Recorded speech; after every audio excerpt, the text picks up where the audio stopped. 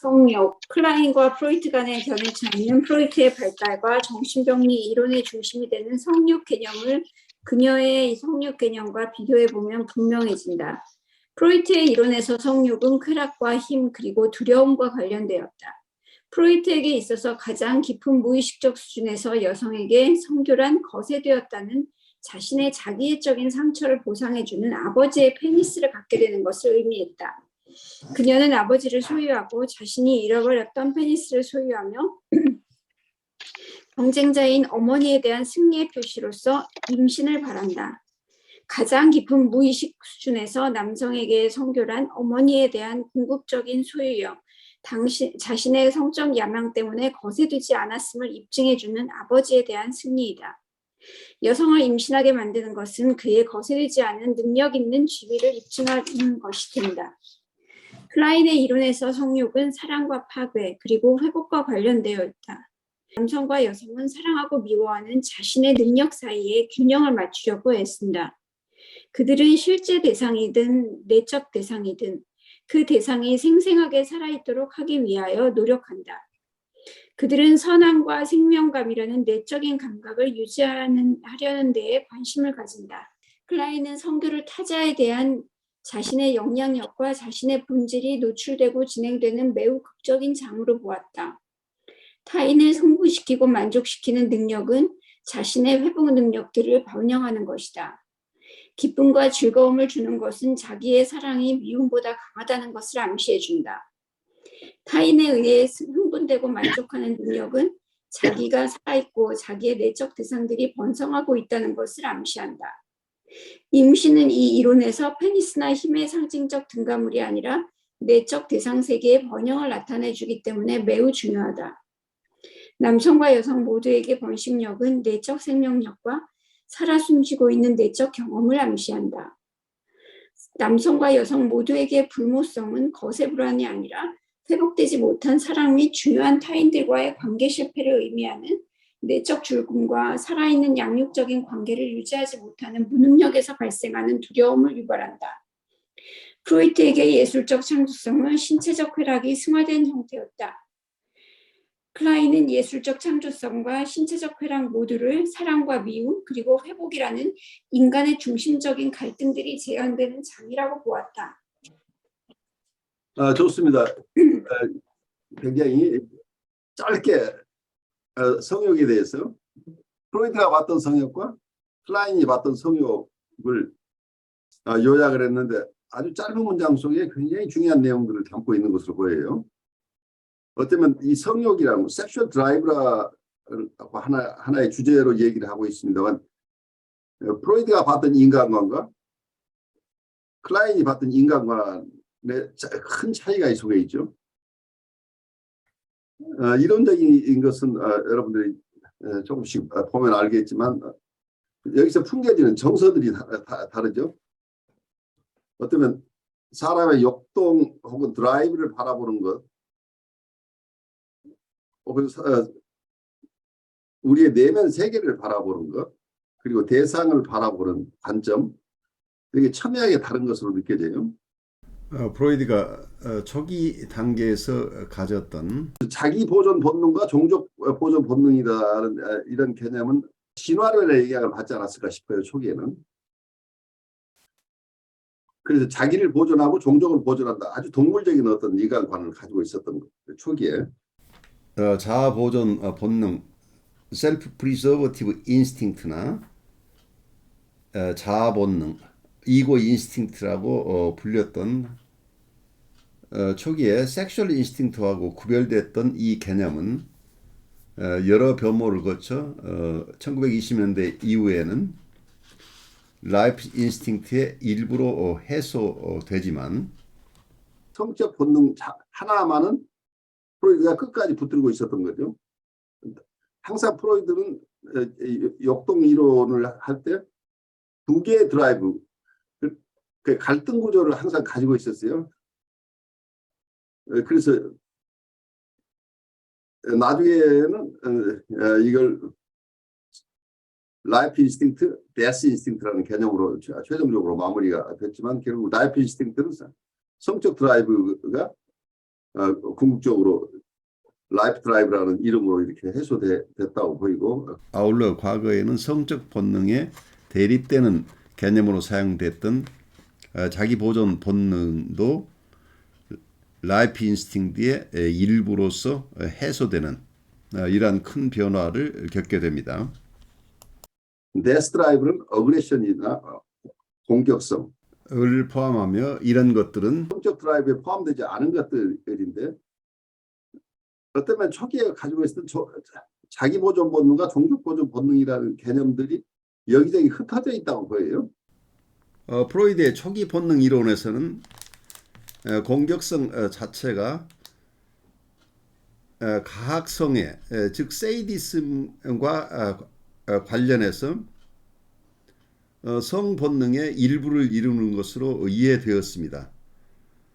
그러다가 1915년에서 1920년 사이에 프로이드의 본능 이론에서는 이러한 공격성을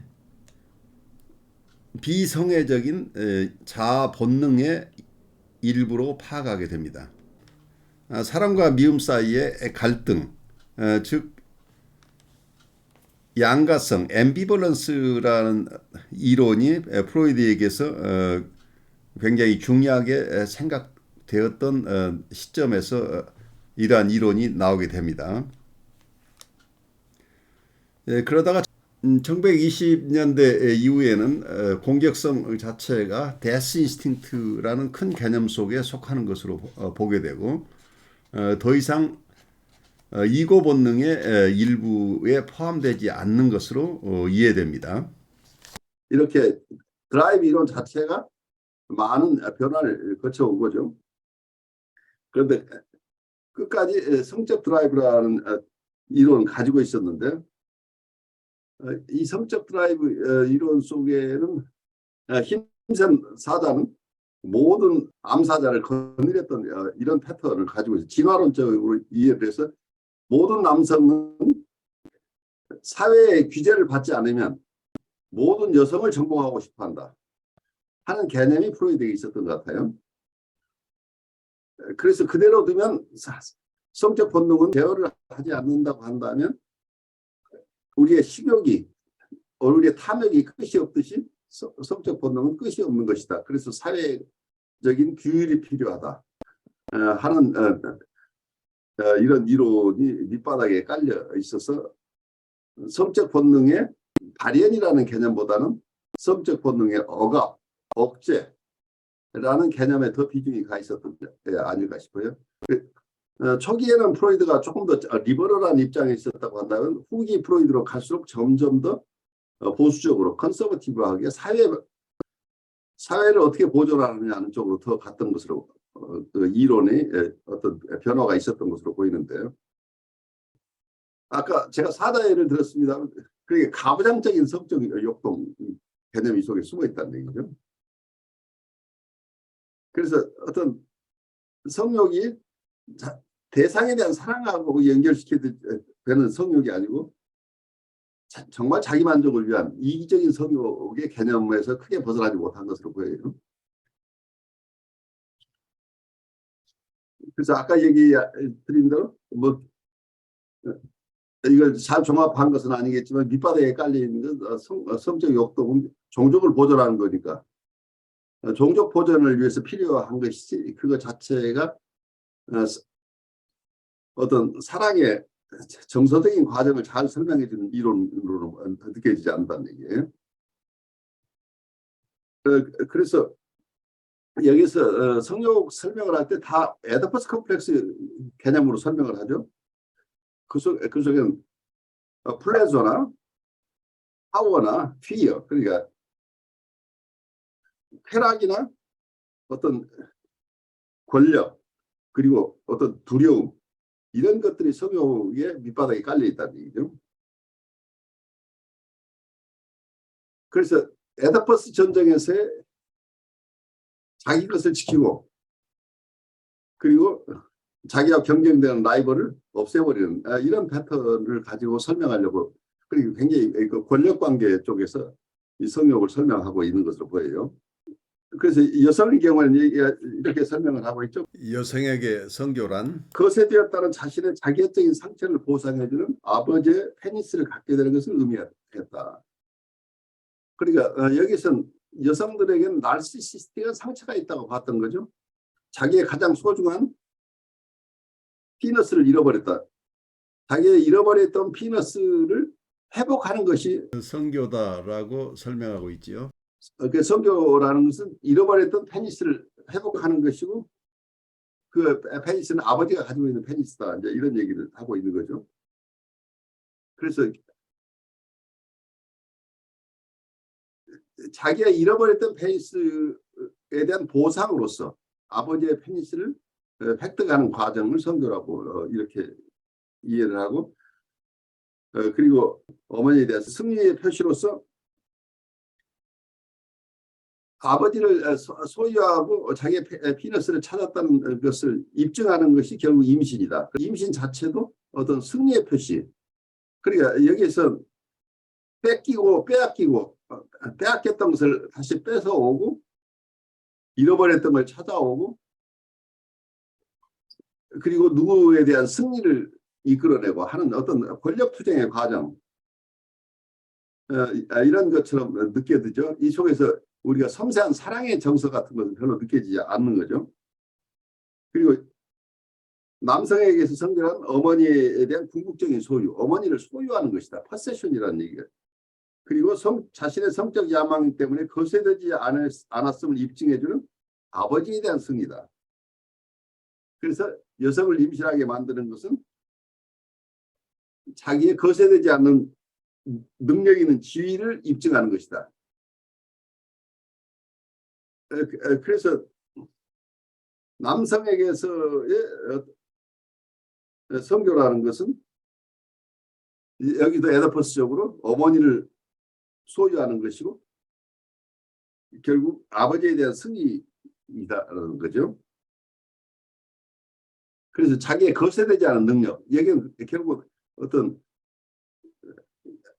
숫사자의 모습이죠. 자기 안에 그러니까 아버지 숫사자를 없애버리는 몰아내는 젊은 숫사자의 모습이 이렇게 그려져 있는 것처럼 느껴지죠.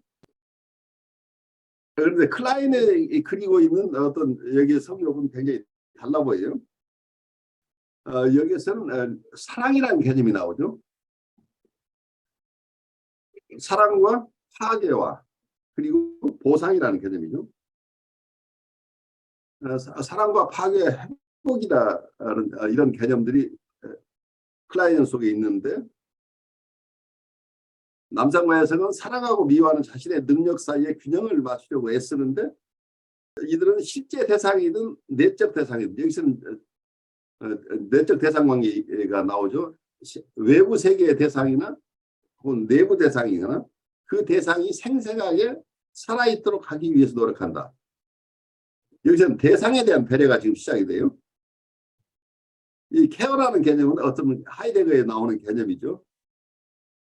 케어나 컨선이라고 하는 것. 그래서 묘하게 대상관계 이론 이루고 하이데거 개념이 많이 생각이 나요. 여기서는 이 세상에 태어나서 우리가 그냥 태어난 게 아니고 우리는 어떤 환경 속에 태어나는데 이 환경 속에서 내가 만나는 사람이나 대상과의 관계 속에서 어떤 우리의 삶이 펼쳐지기 시작하죠. 그래서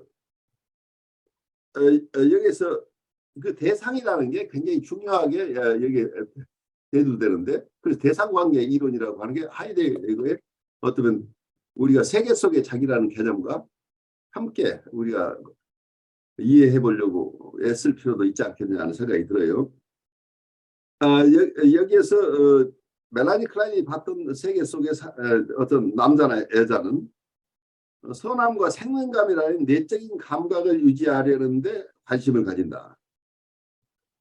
그래서 자기가 만나는 대상들이 생생하게 살아있도록 노력하고 돌봄이라는 게 이 속에 들어있죠. 그리고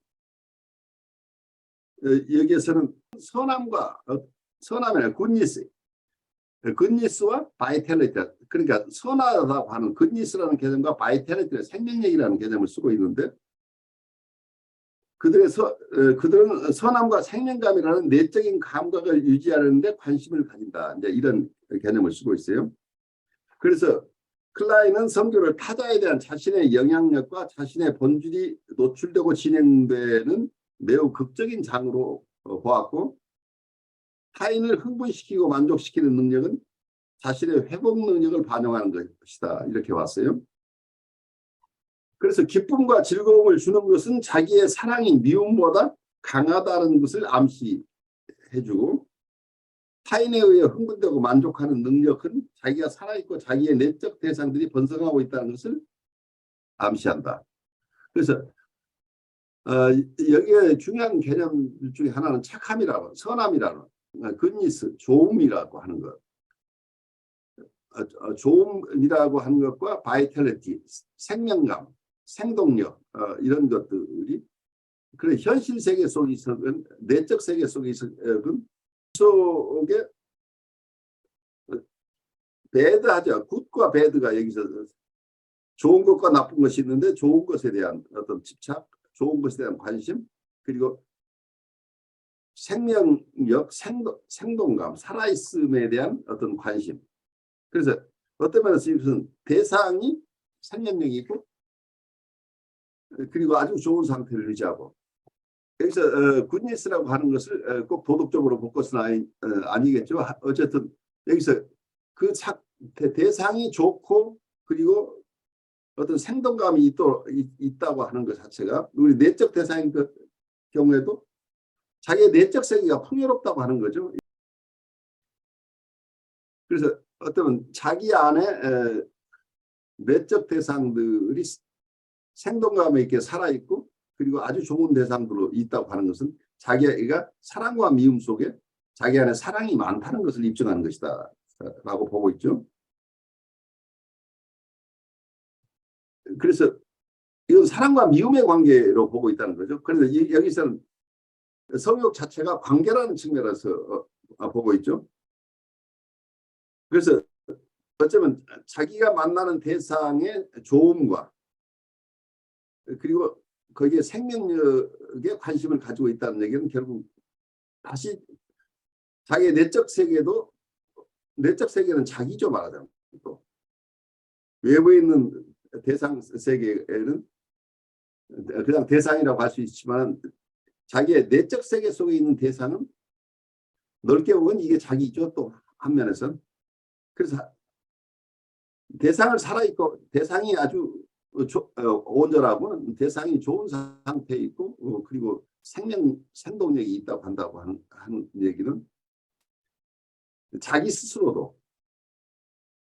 그 셀프를 가지고 있고, 그 속에 생명력이 넘친다, 이제 이런 개념으로 볼 수 있기 때문에, 어떤 사랑의 대상을 찾아 나서는 개념이 이 속에 숨겨져 있지 않나 싶어요. 그러니까 섹슈얼리티는 사랑에 대한 얘기가 아닌가, 이렇게 느껴지는데, 그리고 마지막 부분도 잘 요약을 저자들이 하고 있는데, 임신은 이 이론에서 페니스나 힘의 상징적 등가물이 아니라 내적 대상 세계의 반응을 나타내주는 것이기 때문에 매우 중요하다고 본 거죠.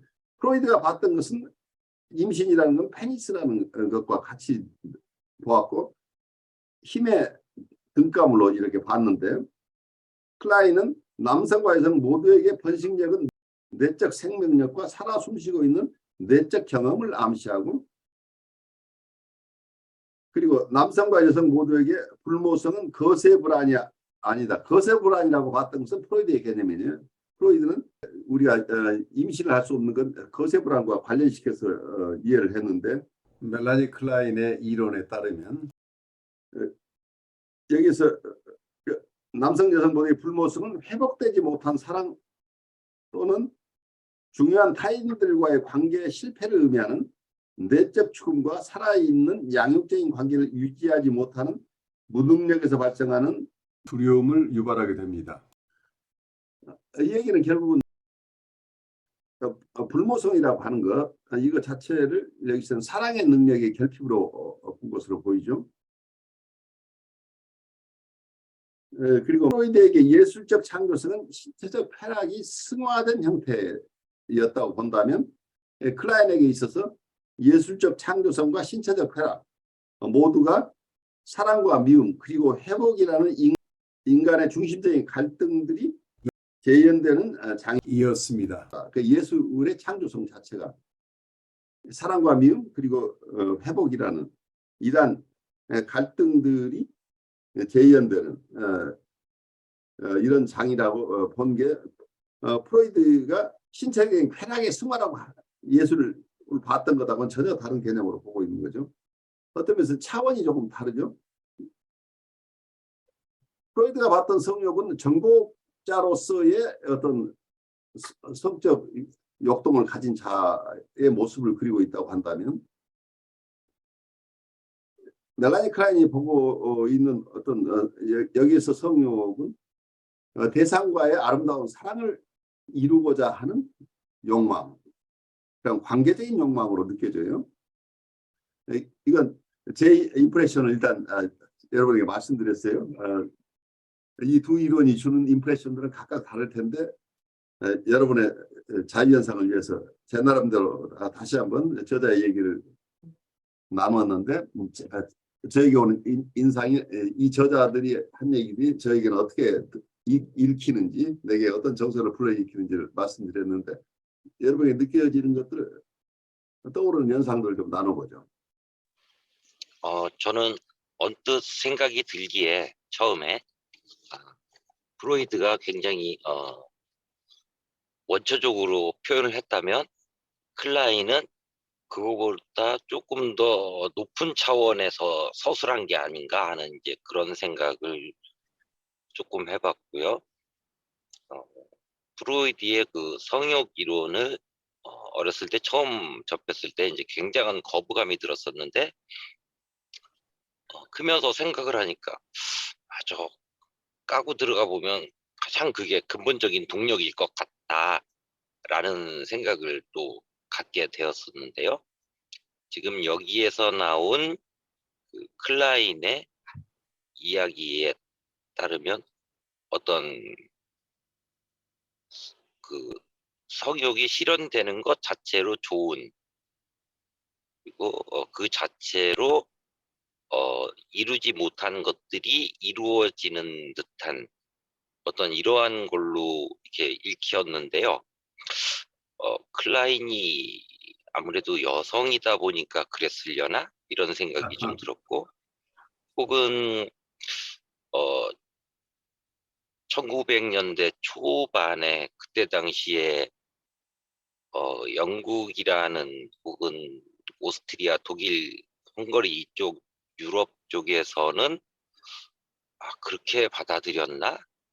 그쪽도 아마 그때는 남녀 어떤 불평등이 꽤 심했던 그런 걸로 생각이 되는데 그런 시대에서 프로이드적인 생각이 더 타당했을 것 같다. 제가 아직 잘 모르니까 내가 남성이라서 그런 건가? 뭐 이런 생각을 좀 해보았습니다. 이게 사실 제대로 이해는 못하고 있는 것 같습니다. 좋아요. 역사적인 연원을 충분하게 잘 이해하신 것으로 보여요. 남성 여성의 차이도 있고 오스트리아의 사회, 그 당시의 사회와 또 영국의 사회가 혹시 달랐을 수도 있을지 모르겠어요. 그런데 멜라니 클라인 스스로는 대륙에 있었던 분이니까 그 지점에서 큰 차이는 없겠지만 세대 차이는 또 있을 수 있겠죠? 저는 제가 뭐 다 안다고 얘기를 하는 거는 조금 그렇기는 한데 제 친구들끼리 이제 이 나이 돼가지고 얘기를 해보고 하면 사실 이 성욕이라는 프로이드의 이론에 근거한 이게 뭐 성행위나 무슨 약간 이렇게 성관계 이런 것들이 우리 생각보다 훨씬 더 대상관계적인 어떤 심리적인 게 작용을 많이 하는 것 같아요. 근데 그거를 사실 남자들 쪽에서는 잘 모르는 부분도 있는 것 같아요. 그럴 수 있죠. 자기가 예, 그런 게 작용을 하는지 잘 모르고 있는 경우가 굉장히 많은 것 같고, 특히 이게 저희가 뭐 경계선이다 뭐다 그러면은 저희가 주위에서 어떤 케이스 같은 걸 막 찾아보고 하잖아요. 그러면 생각보다 그렇게 심리적인 어려움 가진 분들이 이런 부분에서도 굉장히 어려움을 가진 부분이 굉장히 많은 것 같거든요. 얘기를 하는 걸 슬쩍슬쩍 들어보면. 근데 그러니까 이게 성욕에 대한 거라는 거는 너무 당연한 건데, 이 성관계라는 게 당연한 건데, 그 기본 아주 밑에 깔린 거 외에는 대상관계적인 어떤 심리적인 게 꽉 채우고 있는데 본인은 그걸 모르는 것 같아요. 그게 작용하는 건지. 그러니까 이제 뭐 남성들의 인식 수준하고 여성들의 인식이 굉장히 다를 수 있다고 보이죠. 예.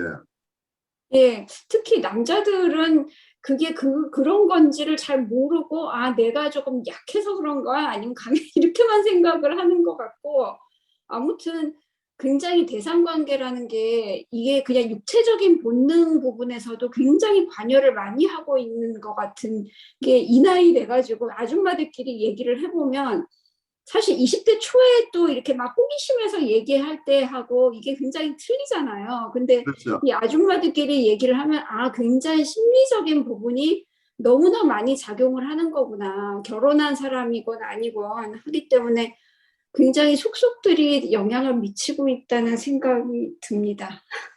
그러니까 젊은 시절에 남성들이 이해하는 성은 그냥 야성적인 동물적인 어떤 성에 대한 것을 성이라고 이해했던 것 같아요. 저도 젊은 시절에는. 그런데 이게 나이 들면서 점점 그게 대상 관계의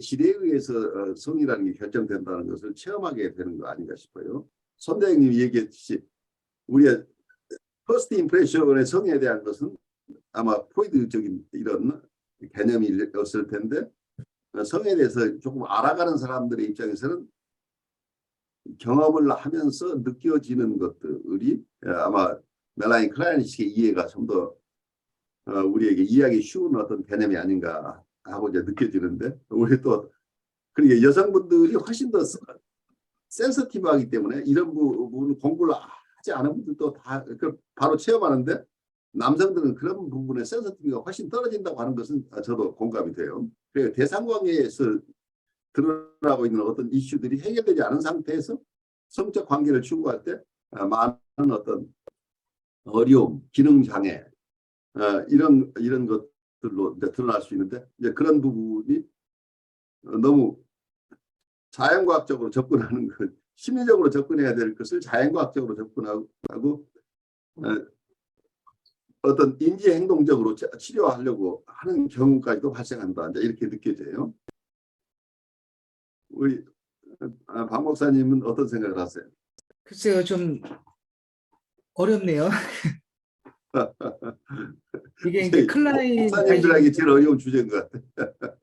프로이트 같은 경우에 이제 뭐 성욕은 쾌락과 힘 그리고 두려움에 관계되어 있다. 이렇게 이제 정의를 어쨌든 간에 이제 좀 하고, 그다음에 이제 클라인 같은 경우에는 성교를 타자에 대한 자신의 영향력과 자신의 본질이 노출되고 진행되는 매우 극적인 장으로 보았다.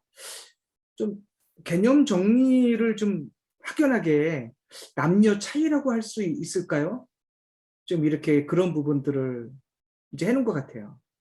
그래서 이제 제가 계속해서 지금 이렇게 좀 기억을 떠올리려고 하는 게, 그 슬라보의 지젝이라는 사람의 성관계는 없다라는 책을 제가 수년 전에 읽었는데, 그 좀 기억을 좀 소환해 와서 오늘 좀 여기에 대한 것들을 같이 얘기를 하려고 했는데 생각이 안 나는 거예요, 이게 내용이.